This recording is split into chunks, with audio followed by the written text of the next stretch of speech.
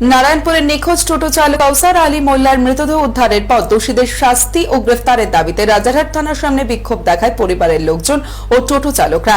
এরপর নারায়ণপুর মোড়ে এসে আবার বিক্ষোভ দেখায় কাউসার আলীর পরিবারের লোকজন ও টোটো চালকেরা। নারায়ণপুর মোড়ে রাস্তায় টায়ার জ্বালানো হয়, প্রায় 1 ঘন্টা ধরে রাস্তা অবরোধ করা হয়। উল্লেখ্য, কাউসার আলী গত 10 দিন ধরে নিখোঁজ ছিল।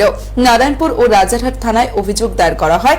এরপর বৃহস্পতিবার রাজারহাটের রেগজোয়ানি এলাকায় রাস্তার ধারে একটি পুকুরে ঝোপঝাড়ের মধ্যে থেকে তার দেহ উদ্ধার হয়। এরপরই পুলিশের উপর নিষ্ক্রিয়তার অভিযোগ তুলে নারায়ণপুর মোড়ে বিক্ষোভ দেখায় পরিবারের লোকজন ও টোটো চালকরা। খবর পেয়ে ঘটনাস্থলে আসে নারায়ণপুর থানার পুলিশ। খবর পেয়ে ঘটনাস্থলে আসেন বিধাননগরের প্রাক্তন ডেপুটি মেয়র তথা প্রশাসক মণ্ডলীর সদস্য তাপস চ্যাটার্জিও। তাদের দাবি, খুন করা হয়েছে কাউসার মোল্লাকে। কিভাবে থানা থেকে ঢিল ছোড়া দূরত্বে পাওয়া গেল দেহ, তা নিয়ে প্রশ্ন তোলেন তারা।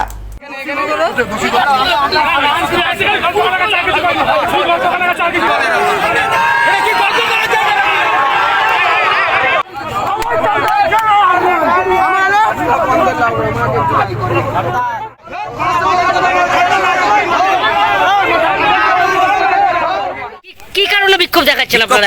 আমার যে কাকা আছে তাকে আজ 10 দিন ধরে পাওয়া যাচ্ছে না। আমরা পুলিশের কাছে একবার ছাড়া 10 বার 12 বার আসছি, পুলিশ কোনো রেসপন্সই করছেন না। আমার কাকার নাম হচ্ছে কাউসার আলী মন্ডল, ডাক নাম রাজা মোল্লা। সকাল রাত 8:05 নারায়ণপুর থেকে রাজারহাট গেছে, তারপর থেকে তার কোনো নিখোঁজ পাওয়া যাচ্ছে না, নিখোঁজ হয়ে গেছে। পুলিশের কাছে আমরা বারবার আসছি, পুলিশ কোনো আমাদের রেসপন্ড করছে না, কোনো ভ্যালু করছে না। আজ 10 দিন পরে রাজারহাট থানার 1 কিলোমিটারের তাও হবে না, তার মধ্যে ডেড বডি পড়ে আছে। 500 মিটারের মধ্যে ডেড বডি পড়ে আছে। রাজারহাট থানা বলছে আমরা কমপ্লেন নেব না। আমরা বিক্ষোভ দেখানোর পরে কমপ্লেন নিল। এখন নারায়ণপুর থানায় এসেছি, নারায়ণপুর থানার পুলিশ কোনো রকমের রেসপন্স নিচ্ছে না। পুলিশ কেন অ্যাকশন নিচ্ছে না? পুলিশ কি এর মধ্যে ইনভলভ আছে? না পুলিশ 10 টাকা খেয়ে আছে? পুলিশ কি গাড়ি ধরে তাদের কাছে 10 টাকা 20 টাকা কেড়ে নিচ্ছে? এটা কি স্থায়ী ভেবেছে যে একটা মার্ডার কেসে 50 টাকা খেয়ে বসে আছে? ওরা নিজেরা সব জানে। যখন 10 দিন ধরে তাকে পাওয়া যাচ্ছে না, তারা গ্যারান্টি কি করে দিল 24 ঘন্টার মধ্যে পাওয়া যাবে? এ বিষয়ে প্রাক্তন ডেপুটি মেয়র তথা প্রশাসক মণ্ডলীর সদস্য তাপস চ্যাটার্জি জানান, এটা খুবই দুঃখজনক ঘটনা। তিনি পুলিশ প্রশাসনকে বলেছেন সঠিক তদন্ত করার জন্য। দুঃখজনক ঘটনা। কেন এই ঘটনা ঘটলো, এর পেছনে ওরা ওদের আত্মীয় স্বজন সন্দেহ করে যে এর মধ্যে খুন মার্ডার আছে। পুলিশকে বলেছে আইন তার law will go its own course, আইন তার নিজের গতিতে যাবে।